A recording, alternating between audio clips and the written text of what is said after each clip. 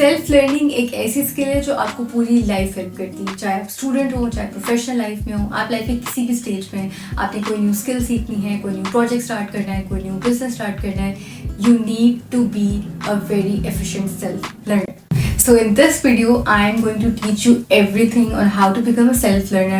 We're going to talk about what mindset do you need. I'm going to give you step-by-step guide on how to create your own self-learning plan. Super tips है मेरे पास आपके लिए to make this journey comfortable for you and efficient for you. So I'm going to dive into this topic and give you all the information that you need so that you don't have to watch other videos bar and you can just kickstart your project.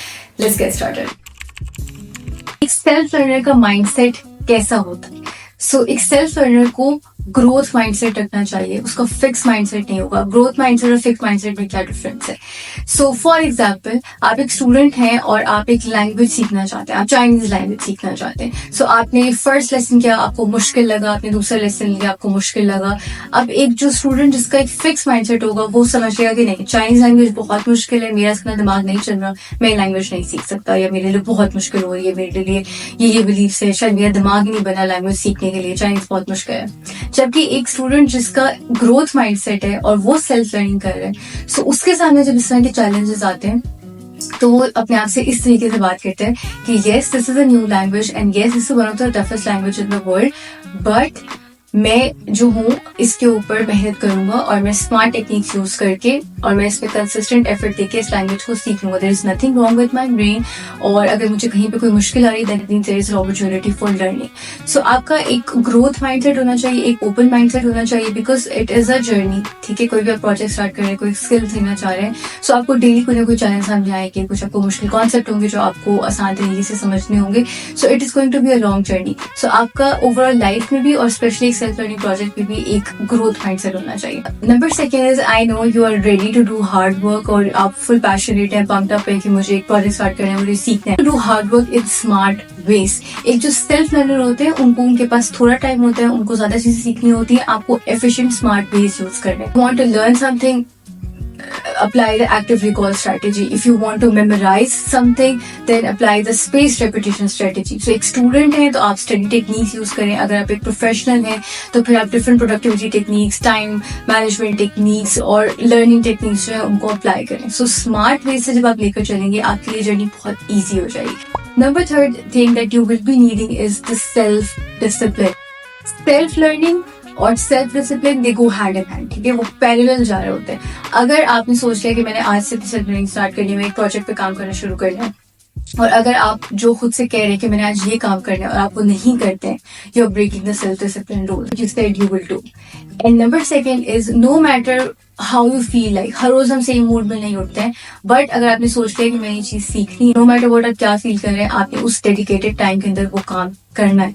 Self discipline जो है वो एक fuel है आपकी self learning journey का. Talk about how to create a self-learning plan.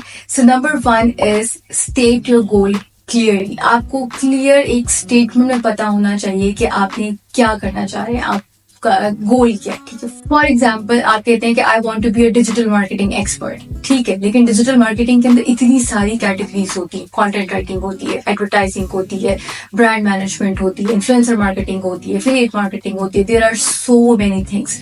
B absolute clear कि आपका गोल या टारगेट क्या है, और उसको बाकायदा अपनी नोट डाउन करें क्लियरली इन क्लियर वर्ड्स कि आपको पता हो कि आप करना क्या चाह रहे हैं. The next step is the preliminary research. अब आपको पता लग गया, I want to be a digital marketing expert या I want to be a content writer.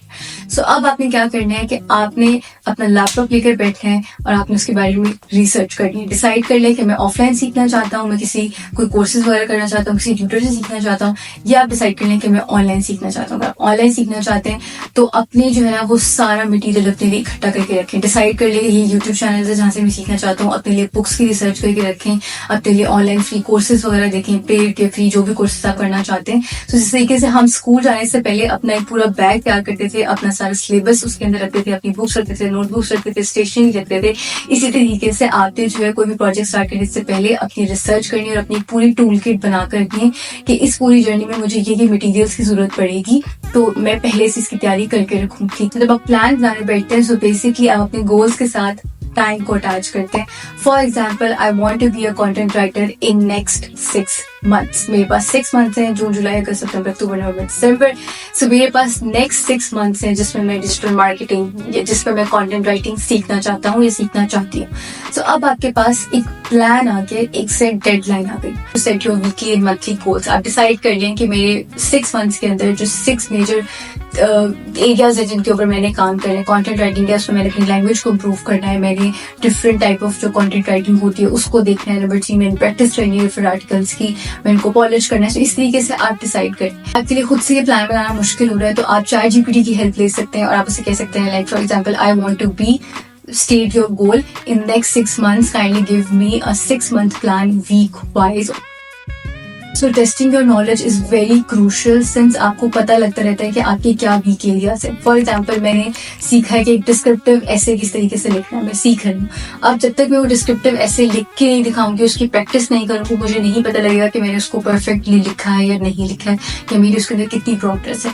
So through out your self learning journey आप जो भी सीखते हैं उसको साथ साथ टेस्ट करते रहें. अगर आपको एग्जाम्स की तैयारी करें, बोर्ड के एग्जाम्स की तैयारी करें, ECAT की तैयारी करें, MCAT की तैयारी करें, तो साथ साथ अपने प्रैक्टिस क्वेश्चन फिल करते रहें. अगर आपको स्किल सीख रहे हैं, कुछ बनाना सीख रहे हैं, कुछ टेक्निकल काम कर रहे हैं, तो अपनी एप्स, वेबसाइट्स, जो भी आपके कुछ भी आपका जो भी टेक्निकल टूल है जिस पे आप काम करें, सॉफ्टवेयर, उसको बनाना सीखें, उस पे ऊपर प्रैक्टिस वगैरह करें. सो जब साथ साथ आप अपनी नॉलेज को टेस्ट करते रहेंगे, आपको अपने वीक एरियाज पता लगते रहेंगे और आप फिर और कुछ इस तरीके से होता है कि आप समटाइम्स बहुत ज्यादा डिटेल में जाने की कोशिश करते हैं और बहुत ज्यादा अननेसेसरी चीजों के ऊपर फोकस कर रहे होते हैं. सो इस तरीके से आप उनसे भी बाहर आ सकते हैं और आपको इंपॉर्टेंट चीजें जो होंगी आपको पता लगता रहेगा, आपको रीस्ट्रेटेजाइज का टाइम मिल जाएगा. So keep on testing your knowledge.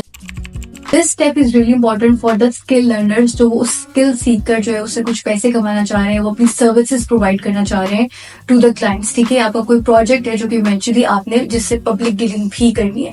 For example, आप कंटेंट राइटिंग से पैसे कमाना चाह रहे हैं. सो आप क्या करें कि आपने जो भी वेराइटी ऑफ कंटेंट लिखा है उसका एक सैंपल बना के रखें, अपना एक पोर्टफोलियो बनाएं. अगर कोई डिजाइनर है तो फिर आप अपने डिजाइन का पोर्टफोलियो बनाएं.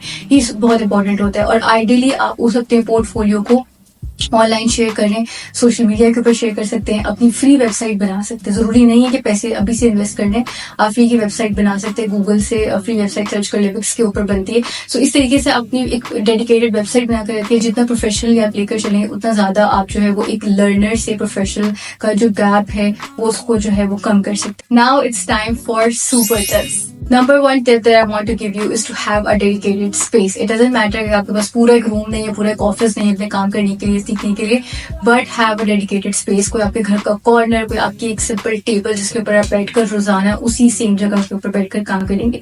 आपका माइंड जो होता है वो फिर उस जगह से लर्निंग को एसोसिएट करता है. ठीक है, मैं ज्यादा साइंस में नहीं जाऊंगी, but it benefits you in variety of ways. ठीक है, आपको पता होता है कि अच्छा मेरी पढ़ने की जगह आपका एक वो स्टडी मोड जो है वो ऑन हो जाता है. So have a dedicated space. 2 is you are teaching yourself. ठीक है, सो क्या आपके ऐसे टीचर से पढ़ना जो है वो पसंद करेंगे जो आपको टोंट करता हो, जो आपके साथ बहुत हार्श हो और आपको बहुत सख्ती से पढ़ाता हो और आपको बार बार डांटता हो और आपसे कोई मिस्टेक होती हो, या आप किसी एक ऐसे टीचर से पढ़ना पसंद करेंगे जो आपके साथ काइंड हो, जो आपको मोटिवेट करता हो, जो आपको प्यार से समझाता हो, ठीक है अगर ये स्टेप गलत हो गया तो ऐसे करें. तो आप खुद चूज करें कि आपने खुद को कैसे समझाना है. So be very kind and compassionate with yourself. Number 3 is have an accountability partner. So आप अपने किसी फ्रेंड या किसी फैमिली के साथ अपनी डेली प्रोग्रेस शेयर कर सकते हैं, अपनी वीकली प्रोग्रेस शेयर कर सकते हैं और इससे होता है कि आपको एक इमोशनल सपोर्ट भी मिल जाता है. अगर आप घर से बैठ के कुछ सीख रहे हैं तो वो समटाइम्स एक थोड़ी सी जो है ना वो आपको अकेलापन फील हो सकता है, या अपनी जर्नी के अंदर एक थोड़ी सी आइसोलेशन फील हो सकती है. सो मेक श्योर कि आप कहीं ना कहीं पे जो है ना वो अपनी प्रोग्रेस शेयर कर रहे हैं. आप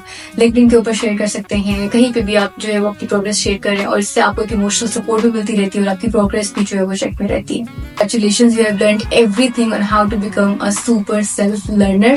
और आप अपनी सेल्फ लर्निंग जर्नी को फॉल से स्टार्ट कर सकते हैं. You know how to do it, आपको प्लान किस तरह से बनाना है, यू नो एवरीथिंग. श्योर कि अगर आप ये वीडियो यहाँ तक देख रहे हैं, it means you are damn serious about your self learning journey. If you found this video useful, make sure to check out my other videos as well, and I would love to have you in my super student community. So make sure to subscribe to YouTube channel and do check me out on other social media channels as well with super student PK handle. And that's it. I'll see you guys in the next video. Thank you so much for watching.